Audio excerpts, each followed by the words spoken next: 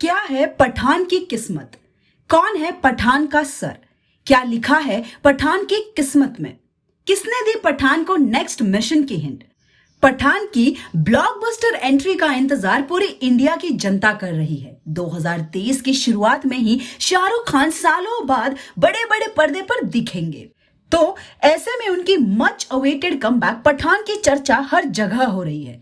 ऐसे में हम आपको मूवी की कहानी तो बता रहे हैं, मगर जब इन सीन्स में शाहरुख खान दिखेंगे तो मजा अलग लेवल का ही होगा।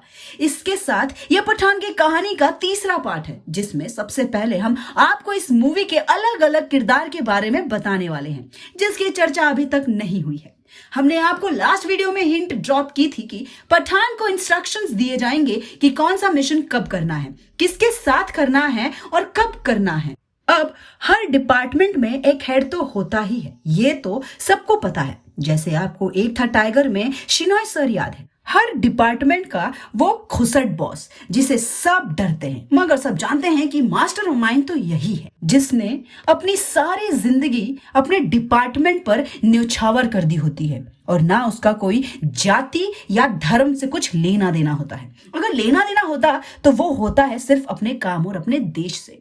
पठान में भी पठान महक और शब्बीर का ऐसा ही एक बॉस या यूं कह लीजिए डिपार्टमेंट के सीनियर होगा, और ये character famous actor Prakash Raj play कर सकते हैं। प्रकाश राज का ये कैरेक्टर भी उनके बाकी सभी कैरेक्टर के जैसा बोल्ड होगा, जहां वो कुछ भी बोलने से डरते नहीं होंगे।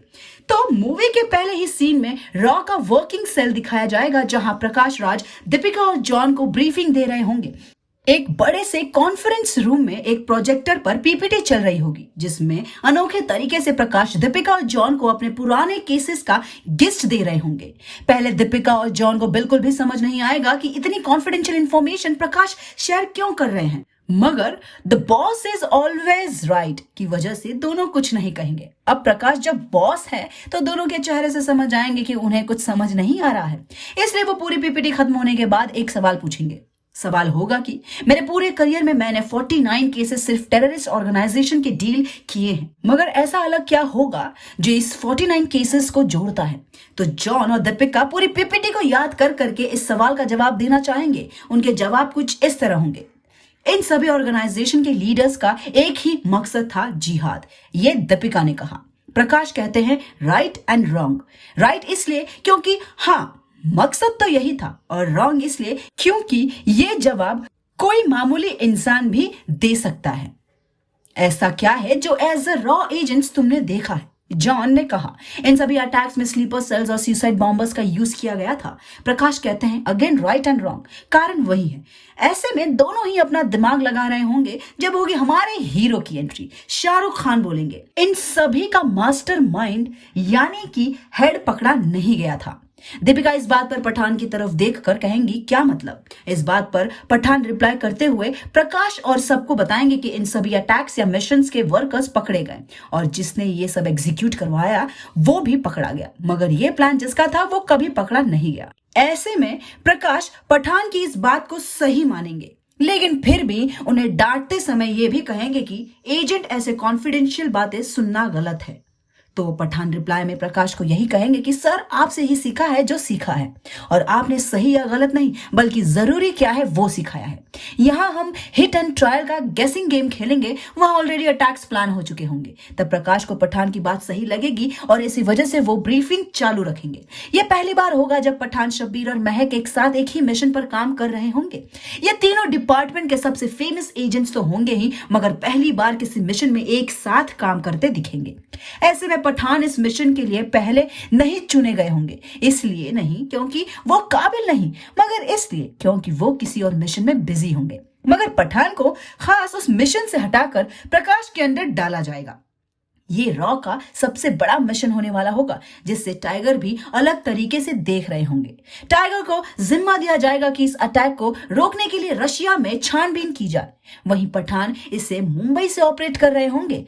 टाइगर और पठान की जोड़ी पूरे डिपार्टमेंट में फेमस होगी, इसलिए ही पठान की किस्मत एक बार फिर उन्हें इस मिशन में प्रकाश के अंडर ले आएगी। पठान जिस मिशन में काम कर रहे होंगे उसे किसी और को सौंपा जाएगा और पठान को वापस इंडिया बुला लिया जाएगा। पठान को मिशन से निकाले जाने पर कुछ अजीब नहीं लगेगा, क्योंकि प्रकाश उन्हें पहले ही इंपॉर्टेंट डॉक्यूमेंट्स और इंफॉर्मेशन मेल कर देंगे। पठान अपनी रिटर्न जर्नी में डॉक्यूमेंट्स पढ़ चुके होंगे और उन्हें बस यही समझ नहीं आ रहा होगा कि ये सब किया किसने है। ऐसे में जब वो वापस आ चुके होंगे तब उन्हें प्रकाश दीपिका और जॉन के साथ ही बताएंगे कि इन सभी मिशन का हेड अब खुलेआम बाहर घूम रहा है। ये उसका सबसे बड़ा अटैक हो सकता है जिसमें इंडिया को ही नहीं बल्कि बांग्लादेश, श्रीलंका, नेपाल और भूटान को भी खतरा है। ये ऑर्गेनाइजेशन पेनिनसुला रीजन्स के अलावा सारे पोर्ट सिटीज और एक्सपोर्ट हब्स को भी अटैक करने वाली है। इसलिए इस बार इस हेड को पकड़ना जरूरी हो गया है।